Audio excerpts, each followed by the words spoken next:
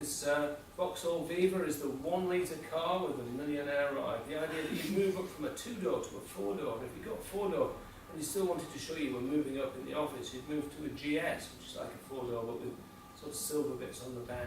And of course it all made lots and lots of money for the industry and the captains of industry. So this idea of rolling this fossil fuel dream out around the world began more and more and faster and more to the point where when you wander around the streets now you think it's normal, but in fact the way we live today isn't normal. If you look at the world average primary energy consumption per head, per capita, per person, it's just gone up and up and up to the point now the way we live now, the way we've been encouraged to live is actually an energy extreme lifestyle. Huge amounts of energy in the buildings and transport and short life material goods.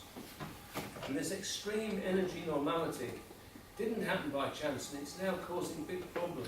Externally, 150 years of burning this stuff has allowed us to reshape the world in ways that we've never been able to do before. Building, destroying, extracting, moving, and in doing that, the huge amount of power we've had from the ancient sunlight buried deep in the earth has actually released huge amounts of carbon dioxide that was locked up when it was made into the chemical energy of glucose in photosynthesis. So letting all this carbon dioxide back in the atmosphere is obviously causing us problems, as we know. For 100,000 years, carbon dioxide in the atmosphere varies. It's wobbled up and down between the interglacial periods and the ice ages.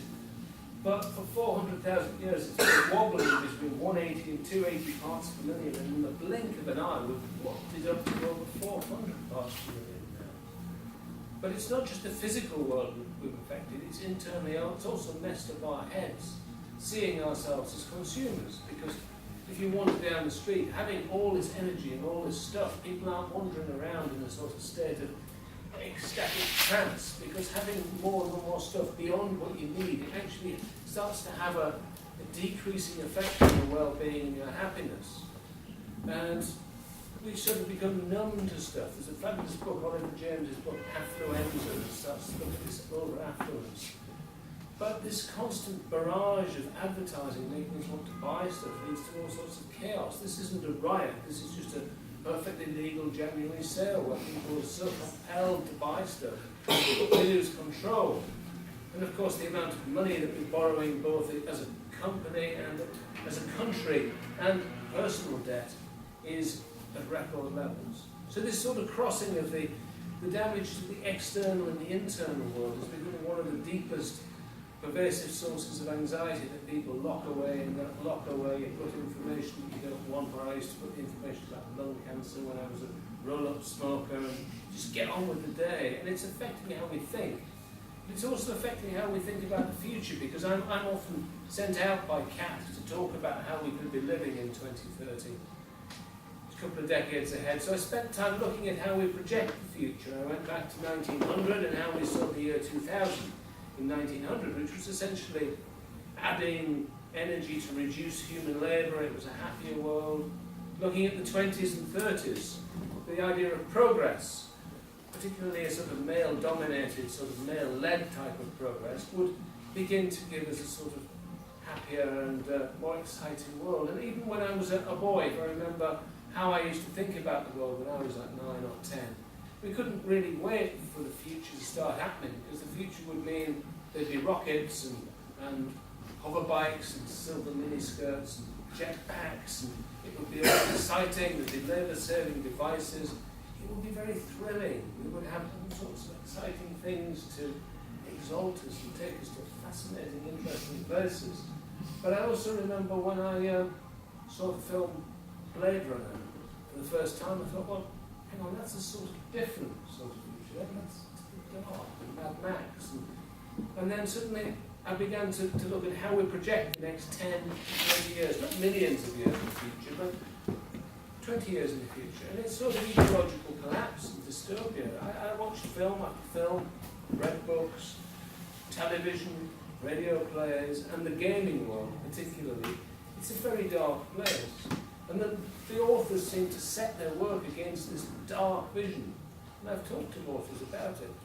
And essentially, if you set a story of boy meets girl, or children lose dog, find dog, or whatever it is the story you're trying to tell against really ecological collapse and dystopia, it's so grim that people can't watch it. So either the 98% of the people died before the film started and you missed that bit and you're watching the survivors learning to plough with oxen on some huge mansion they've claimed, and it's all about who's in charge and who's in love with who, or 98% of the population seem to turn into zombies. And this whole idea of zombie apocalypse is massive amongst the young people. So if you're escaping with your medicine for the children on the farm that you're trying to save and you're having to shoot them and they're all zombies, it doesn't really matter. And I didn't realise quite how big the zombie apocalypse is with young people and so on. I just feel for them being the sort of age that I was, when I was so excited about the future and the progress that would bring, and the way we project the future now is actually quite dark.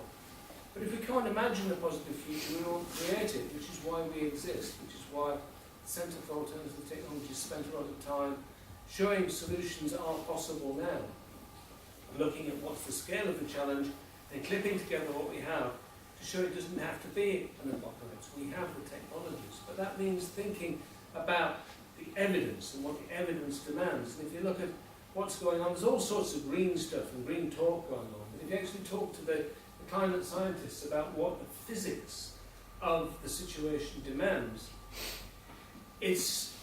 that's where we want to locate ourselves. It's what we call evidence-based solution creation. It's not just lots of green nice stuff and 10 top green tips for Christmas. It's actually looking at what the evidence demands. So we spend time talking with the IPCC and understanding what they're saying about there's a finite amount of carbon we can safely burn. The challenge is how we divvy that up amongst all the countries of the world.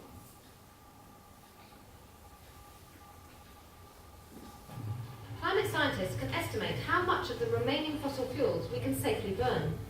This is called the global cap. The governments of the world must then agree how to distribute the global cap. The earlier the start date, the greater chance of not triggering runaway climate change. The total global emissions for the first year, say 2012, would be set at their current level. Every year following, they'd shrink until, by about 2055, they're practically zero.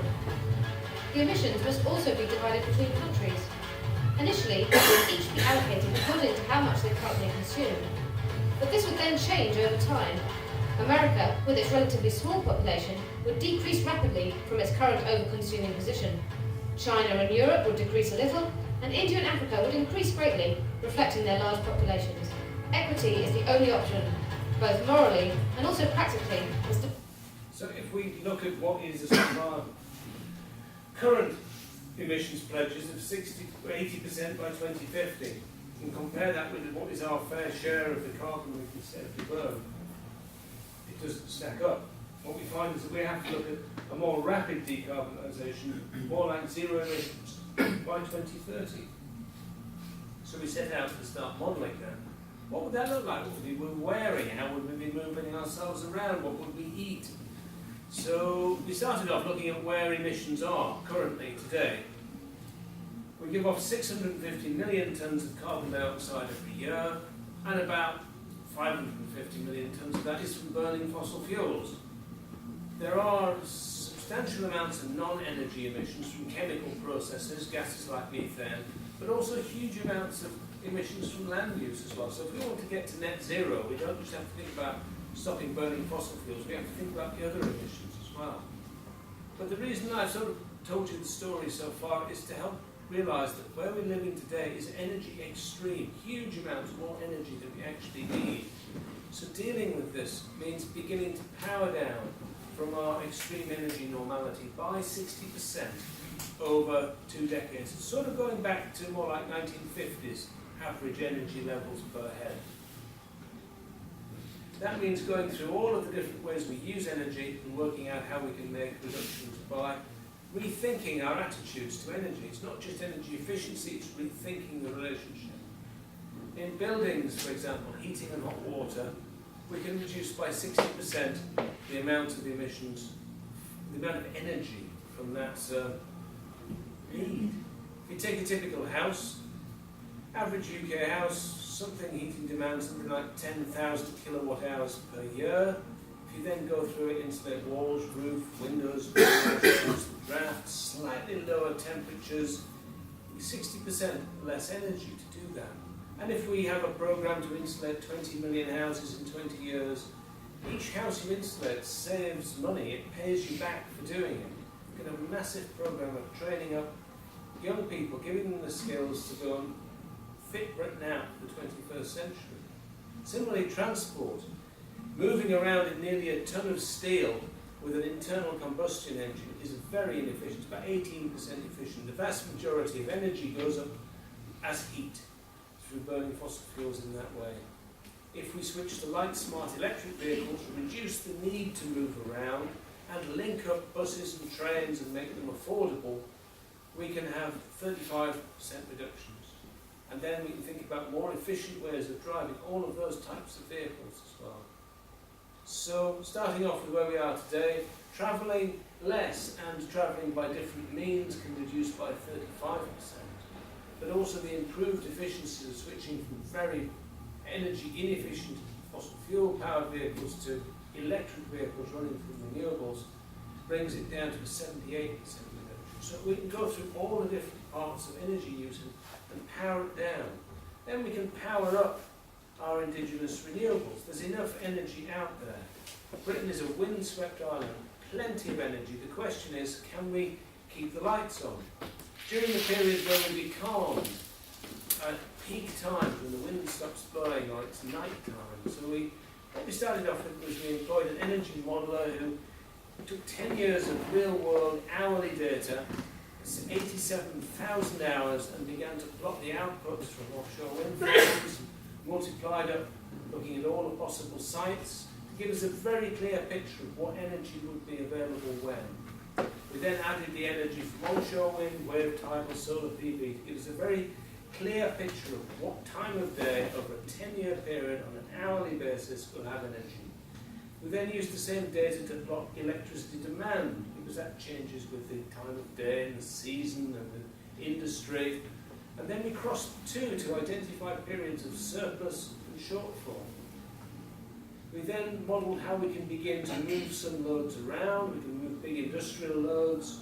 We can even have a smart grid devices at home that make the washing machine come on at the right time of day to give you the cheapest possible electricity. But we also looked at how we can store energy. We can use the surplus electricity